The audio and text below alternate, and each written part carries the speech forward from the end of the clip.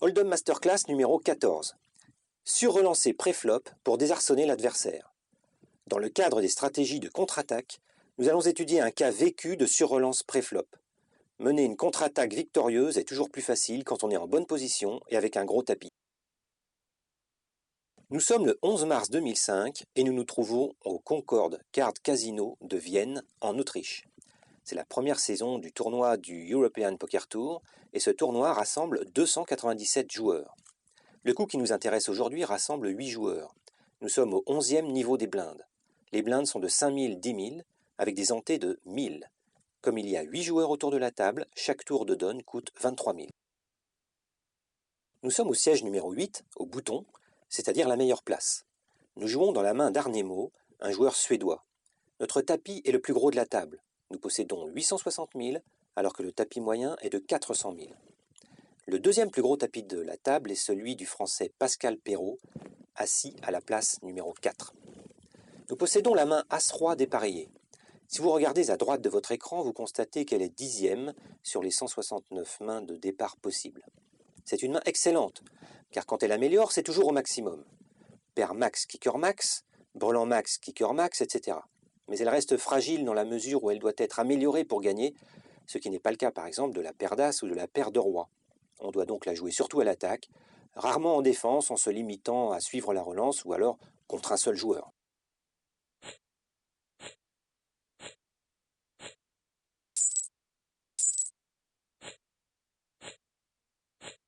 Tous les joueurs passent, sauf Puro, le joueur qui nous précède, qui relance à 30 000. Nous décidons de relancer à notre tour à 150 000.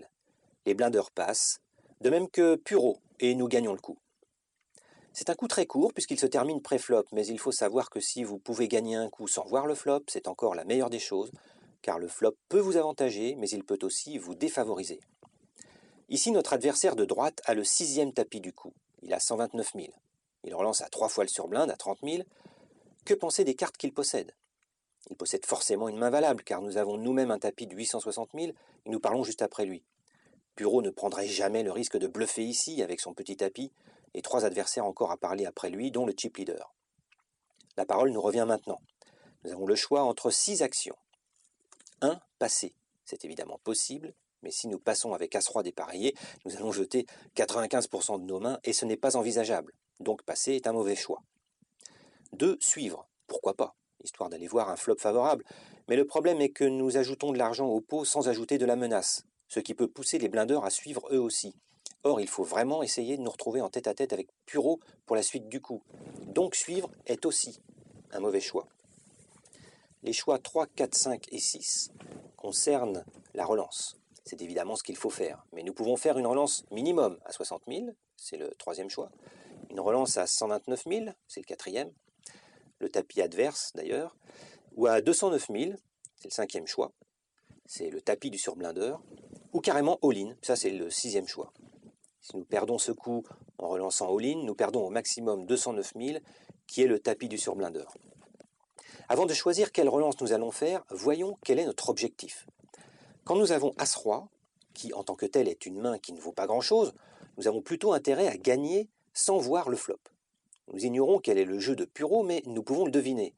As-Roi, As-Dame, As-Valet, ou même grosse paire, ou même paire moyenne, 10, 9, 8, 7. Nous voulons que notre relance l'oblige à passer tout de suite. Si la relance est au double seulement, c'est-à-dire 60 000, Puro risque de payer, car il met 60 000 sur 129 000, c'est-à-dire un peu moins que la moitié de son tapis. Donc la relance doit être plus forte.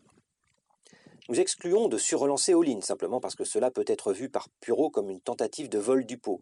Au lieu de jeter ses cartes, il pourrait préférer payer, et c'est justement ce que nous voulons éviter.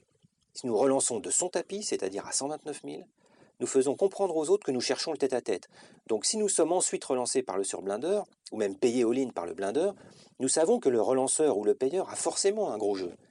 C'est cette solution que nous retenons. En fait, nous surrelançons un peu au-dessus du tapis de Puro à 150 000. Les 2 blindeurs passent et Puro aussi après une longue réflexion. Nous gagnons ce coup et nous passons de 860 000 à 905 000.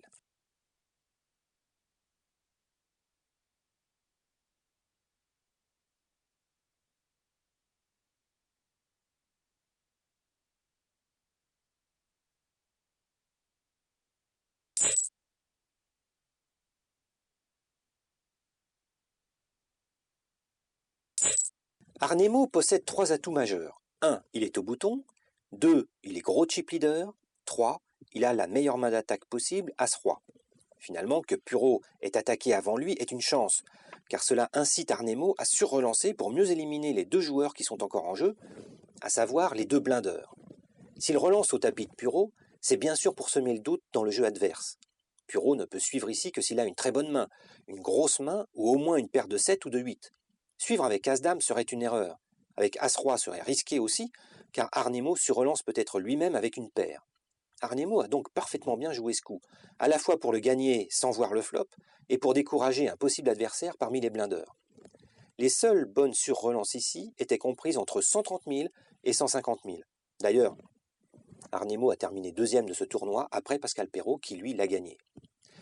Si vous revenez en arrière dans ce coup et si vous cliquez sur les cartes de Puro, vous vous apercevez qu'il possède la paire de dames.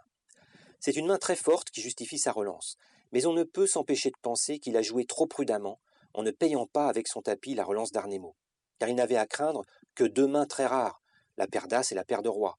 Toutes les autres mains possibles le rendaient favori, y compris As-Roi. As-Roi contre paire de dames, cela donne 57% en faveur des dames, 57, 56, 55 en fonction des couleurs. Mais Puro nous donne aussi une leçon d'évitement. Il n'a pas payé parce qu'il a jugé qu'Arnemo était très fort. Il a considéré que le temps n'était pas venu de tenter de doubler son tapis. Il a préféré éviter le combat et attendre un meilleur moment pour attaquer en relançant all-in. C'est une chose qu'il faut aussi être capable de faire pour avoir un meilleur contrôle sur sa destinée dans le tournoi. Peut-être pas avec une paire de dames, mais il faudra forcément le faire avec un certain nombre de mains.